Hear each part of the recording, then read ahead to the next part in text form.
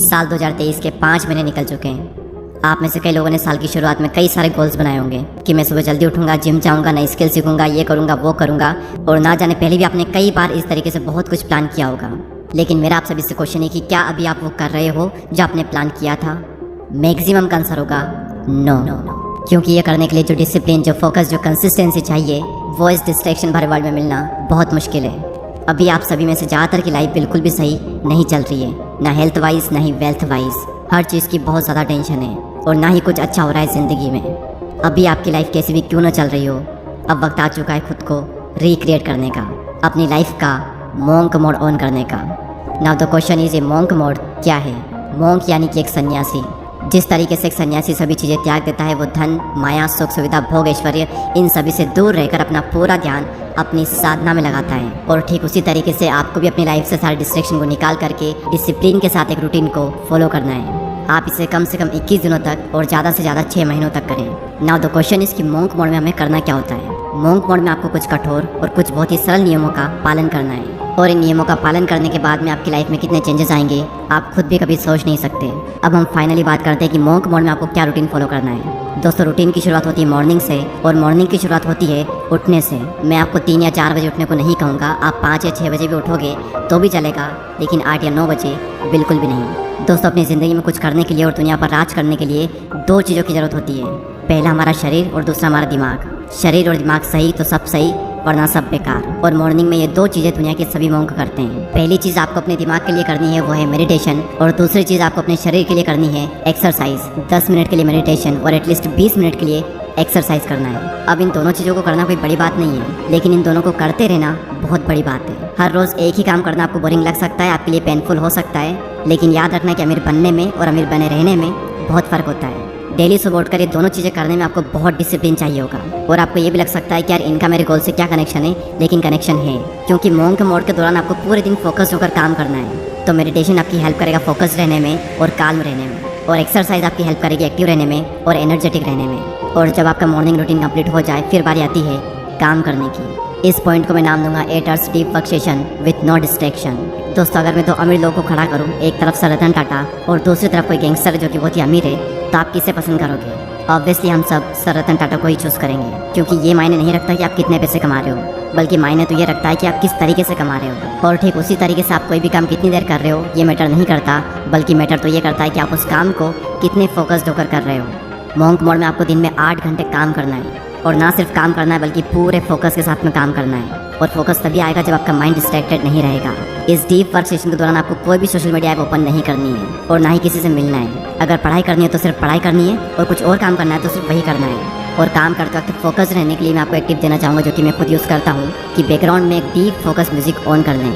YouTube पर अगर आप सर्च करोगे तो आपको कई सारे म्यूजिक मिल जाएंगे। और अगर आपने हर दिन बिना डिस्ट्रैक्ट हुए 8 घंटे डीप वर्क कर लिया ना, आप माहिर बन जाओगे अपने काम में 6 महीने बाद, और बहुत आगे निकल जाओगे बाकियों से।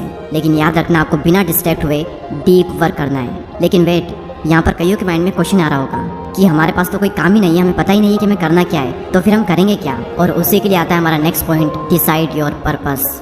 जब एक महान उद्देश्य, ग्रेट पर्पस आपकी ज़िंदगी में होता है, तब आपकी बॉडी में ऐसे ऐसे केमिकल जनरेट होते हैं जो कि आपसे खुशी खुशी वो काम करवा लेते हैं जो कि बाकी लोग ज़बरदस्ती भी नहीं कर पाते। और आप भी नहीं कर पाओगे अगर आपकी ज़िंदगी में कोई पर्पस नहीं होगा तो। अगर आपको ये नहीं पता है कि आपको कहाँ पर जाना चाहिए, तो ज़िंदगी आपको वहीं पर ले जाएगी जहाँ पर आपको नहीं जाना चाहिए। क्योंकि अगर आपकी ज़िंदगी में कोई पर्पस नहीं है तो आपके पास में बहुत ज़्यादा टाइम फ्री रहेगा, आप अंदर से खाली महसूस करोगे। और उस खालीपन को मिटाने के लिए 95% लोग गलत आदतों का शिकार हो जाते हैं। उनकी लाइफ मीनिंगलेस हो जाती है, वो बस फ़ोन को स्क्रॉल करते रहते हैं, पूरी ज़िंदगी उनकी बेकार हो जाती है। ये एक चीज़ अगर आपकी ज़िंदगी में आ गई ना, मैं लिख कर देता हूँ, उसके बाद आपकी पूरी ज़िंदगी बदल जाएगी। क्योंकि जब एक ग्रेट पर्पस हमारी ज़िंदगी में होता है, तब काम करना नहीं पड़ता बल्कि काम हो जाता है। जल्दी उठना नहीं पड़ता बल्कि जल्दी उठ जाते हैं। खुद पर कंट्रोल करना नहीं पड़ता, कंट्रोल हो जाता है। फिर इंसान दिन में रात का इंतज़ार नहीं करता, बल्कि वो रात होते ही अगले दिन का इंतज़ार करता है, ताकि वो अपने सपने पूरे कर सके।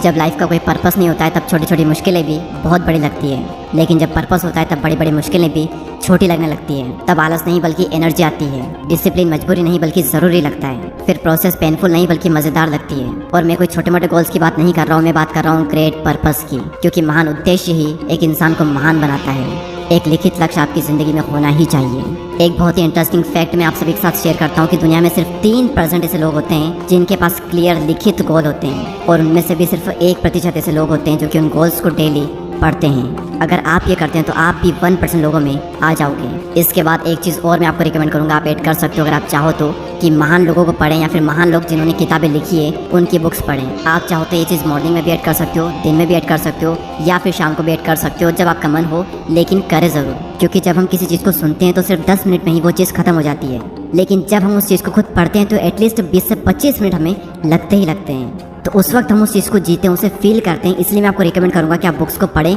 ना कि सुने।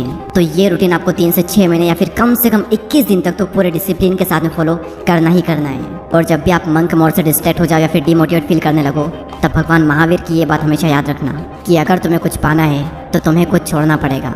अगर तुम्हें बहुत कुछ पाना है तो तुम्हें बहुत कुछ छोड़ना पड़ेगा, लेकिन अगर तुम्हें सब कुछ पाना है तो तुम्हें सब कुछ छोड़ना पड़ेगा। और यही तो करते हैं मंक। अगर आपने 3 से 6 महीने डिसिप्लिन के साथ में रूटीन फॉलो कर लिया तो आप दुनिया के टॉप 1% लोगों में आ जाओगे, और आप वो हासिल कर दोगे जिसको हासिल करने में लोगों को सालों लग जाते हैं। इसके बाद आपके लुक्स बेटर हो जाएंगे क्योंकि आप हर दिन एक्सरसाइज कर रहे हो। आपकी फोकस करने की जो क्षमता है वो बढ़ जाएगी। आप एक डिसिप्लिन और एक हाई वैल्यू मैन बन जाओगे। और याद रखना, एक डिसिप्लिन इंसान को हर कोई पसंद करता है। आप और आपकी ज़िंदगी दोनों ही ट्रांसफॉर्म हो जाएगी।